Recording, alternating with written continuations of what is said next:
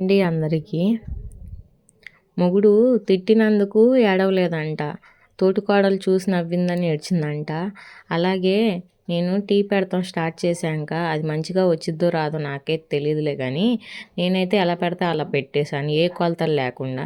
తీరా ఏం జరిగిందంటే అది తాగినోళ్ళంతా నాకు మాటలు లేవు, మాట్లాడుకోవటాలు లేవు అని చెప్పారు. దాన్ని బట్టి నాకు అర్థమైంది ఏంటి అంటే, మనం ఇలాంటి ప్రయోగాలు ముందు మన మీద మనం చేసుకొని తర్వాత పక్కనోళ్ళ మీద చెయ్యాలి అని నాకు అర్థమైంది. కానీ మనకున్న మైండ్ మెచ్యూరిటీతో చెప్తున్నాను.